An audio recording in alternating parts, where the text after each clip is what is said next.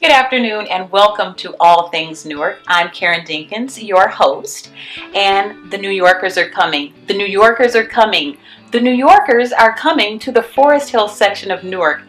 The Forest Hill section is a historic area that's known for its rich architecture, and it shines very brightly as one of the crown jewels of Newark.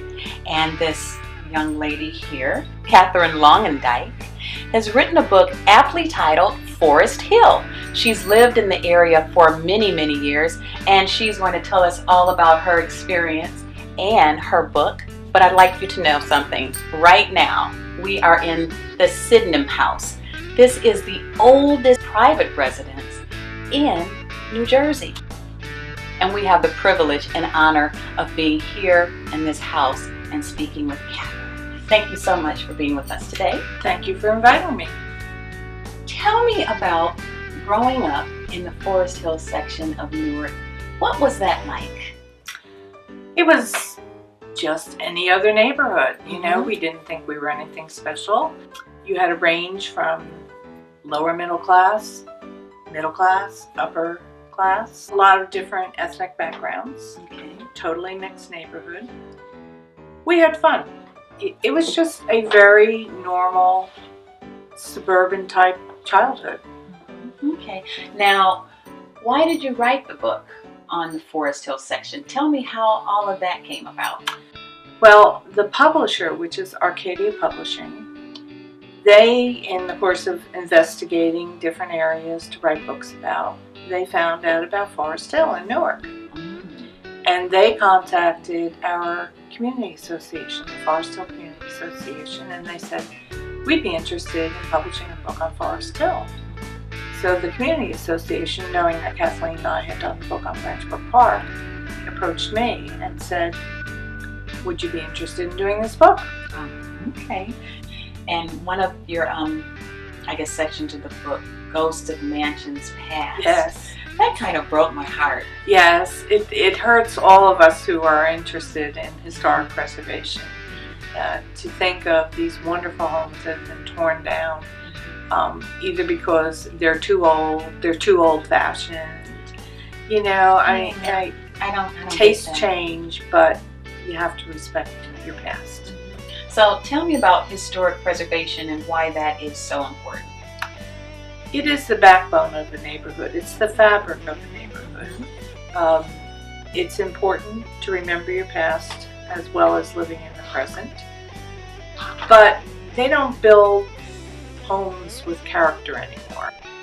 You know, nowadays, if they build a housing complex, no matter how upscale it is, out in the suburbs, the homes all look alike. They all look the same. Yeah, or you know, they might have 3 different styles that they've scattered through the whole area. When the Heller family was developing Forest Hill, they built all these hundreds of homes, and they're all different. And that's what I love about this area as a real estate agent. I really do. They're all just different, and they all have their own charm and character. And there's all different styles. Now, I had mentioned earlier that the New Yorkers are coming. Like right now, all of my clients are from New York. Why do you think this area appeals to them? You've grown up here like all your life. What do you think some great things about Newark are? I think that it's on a smaller scale than, for instance, New York City. It's very cosmopolitan. We have residential areas. We have a downtown business district. We have an art center, we have a sports arena, we even have a minor league baseball stadium. The commuting possibilities are endless. So it's like, but you can park your car in the street without the hassles of New York City. Oh yes, oh my gosh, that's so true. I used to live in Brooklyn, and I got so many tickets. Alternate side of the street parking, absolutely, right? Absolutely. So now, we're at the Sydenham House, and Stephen Olivier, the owner, has graciously allowed us to tour this national landmark. This is like a landmark. I'm so excited. So let's go take a look at the first floor, which is much different than this contemporary room that we're in right now, because on the first floor, they are not allowed to do certain things. Stephen is going to talk to us about that. but they have more free reign on the second floor that has a bit more modern feel. So let's go and check out some of the details on the first floor. You ready? Ready. Let's go. With me right now is Stephen Olivier, and he is the new owner of the Sydenham House. And you've only been here like a few months, right? Since October. Okay, and you came from Brooklyn. Mm-hmm. Now, why did you move from Brooklyn to New Jersey? We've got a growing family. When we moved to Brooklyn, we bought a 3-bedroom that seemed giant at the time, but with 2 kids, it very quickly filled up. And they're very active kids, so we needed room to roam and a yard, which has been fantastic. Okay. Now, when you were looking for a house, did you think about, oh, I'm going to move to a national landmark? How did all of that come about? Yeah, Newark was not on our radar at all. We were looking all over Brooklyn and Queens, but a friend turned us on to this neighborhood. And once we saw what was here, it was really hard to resist. The homes are beautiful. They all had tons of space, and yeah, it's been a great experience so far. Okay, so what is it like living in a house that's really this? I feel like I'm in a museum. In this national landmark, it was built like in 1712. Yeah, the moment we walked in, we knew that we had to live here. I've always loved the period rooms at museums. I spend hours in there just sort of like imagining the life in a place like that. And it's like sleeping and waking up in one of those rooms, one of those houses every day. Now, Stephen, your house is it's a landmark. It's a historic house. It's listed on the National Register. Now, did you have to do your homework to know what all of that meant? And if you want to tell us, what does that mean? It basically means that we can't change anything on the first floor, except maybe paint color with permission. The windows, all the woodwork, the floors, every doorknob, every hinge, every door itself, needs to remain as it was, when the house was built. Okay, all right. Now, here is a picture. I really like this picture. And this is of DJ and Betty Henderson, and I think Helen was part of the association, had dropped by. But the good thing about this picture is nothing's changed really here except the paint color. You want to kind of talk us through this a little bit? Sure. Well, the Hendersons did an amazing job stripping the entire house of all of its paint. As late as I think the 90s, nothing had been painted, which I sort of wish it had stayed that way because I really love the woodwork in the house. Right. So everything was like natural wood in here. Everything, every last stitch. And so that's I think the biggest change in the house is everything. It's fairly colorful now. There are pinks and blues and yellows and greens. But they they were living as authentically as they could.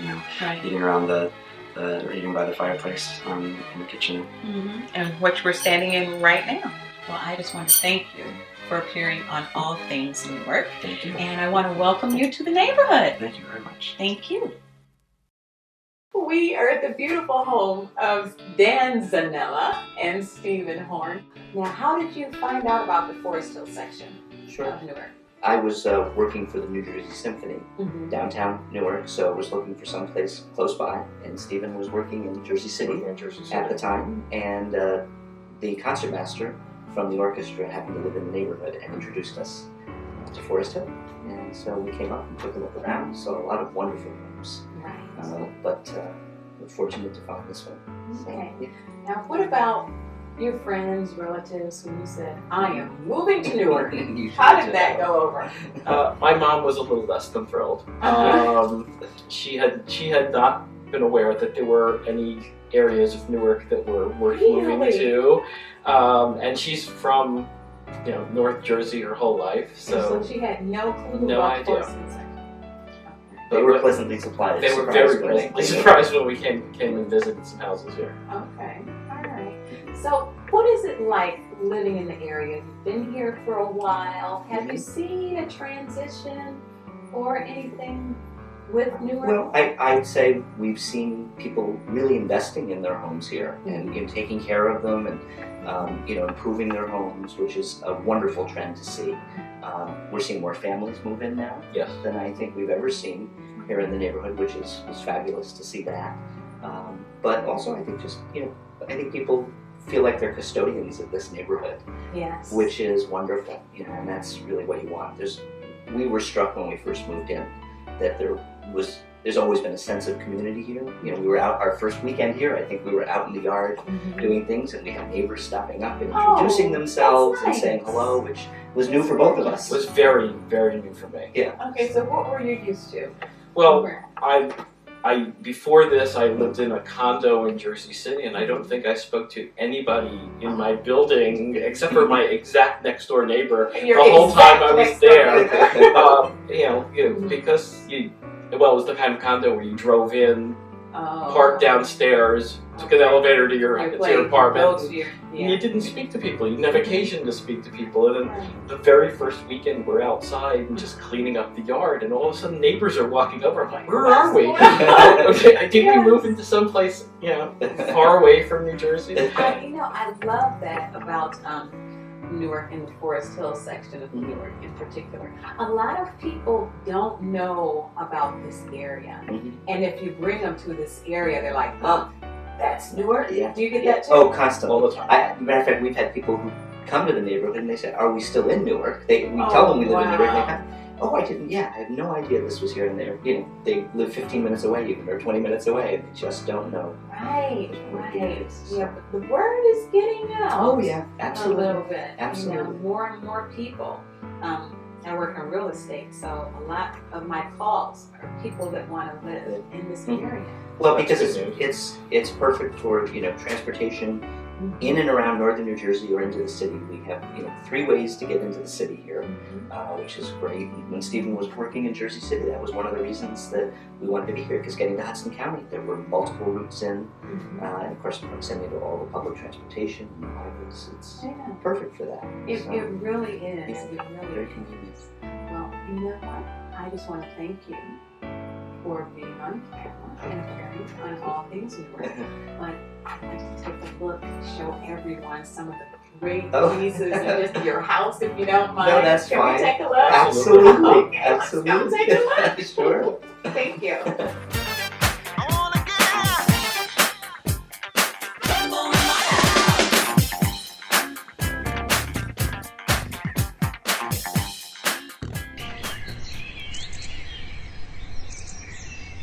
For Newarkers like Liz and myself, one of the signs that spring is here is the blooming of the cherry blossom trees in Brook Park. Year after year, thousands of people come to view the blooming of the Japanese cherry blossoms. Now, is this your first time here in Brook Park? No, I've actually been coming here. This is my second year to come and see the cherry blossoms. So, Okay. I come here once in a while because it's a really nice place to walk, and obviously it's very beautiful. Yeah. Now, have you ever been on a little trolley? You know they have a little trolley. I did not know that. Yes. Where is trolley this? tours. That's over by the information center over there. Well, that's something new I didn't know, but I might have to check that out. You should take Ping, Camera Shy Ping.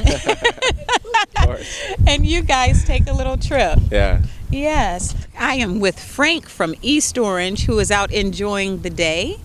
He's fishing. Do you come out here a lot, Frank? Yes, I do. Uh-huh. How's the fish biting today? Not good. Not a good day. They think it's Easter or something. So they're on holiday? Yeah, they're on holiday. Got their little suits on. They split. No, it's not a good day. I ain't even get a bite today. Nothing. Really? Yeah. What do you catch out of here? Well, they stocked this lake with trout. There's bass in here. Bass? Yeah. And there's carp. There's catfish. Really? Yes. After they cleaned this lake up, I'm so glad they cleaned Branchwood Park up. Uh-huh. I'm so proud of this, man. Oh, good. And you can catch it's a lot of fish. It's fishing. It's just carp in there as big as you. Get out of here. I kid you not. I kid you not. It's carp in there. It's carp in there. 45, 50-pound carp, bigger. And here with me is my guest, Liz Del Tufo, that lives in the Forest Hills section of Newark, and she's lived there for many years, and she's going to tell us a bit about Branch Brook Park and those gorgeous cherry blossom trees. Liz, thank you so much. You're welcome. I feel like everybody knows you, or they're probably taken one of your tours. But for those people that haven't, tell me a little bit about the tours that you do and how people can learn more about them. Newark Tours. You can go online, plug in Newark Tours. My slogan is "Come to Newark and be surprised," and everybody is. Everybody is. People consistently tell me that they will never think of Newark in the same way again after taking one of my tours. And of course, this is the busy time. April, I'll have about 12 tours during the month, showing people from all over New Jersey, New York, the beauties of Newark and Branch Brook Park. Now, let me ask you, what is the relationship between Branch Brook Park and the Forest Hill section? Well, they really grew up together. Branch Brook Park was started in 1900, and most of the homes in Forest Hill were built between 1900 and 1930. So it kind of grew up together, and it was during the City Beautiful movement that was recurring through the major cities in the United States between 1900 and 1930. So they're really codependent on each other. Branch Brook Park makes a wonderful boundary to the Forest Hill Historic section, and of course its value is immeasurable. Okay. Now, you've been living in the Forest Hill section for about 50 years. Right. Okay.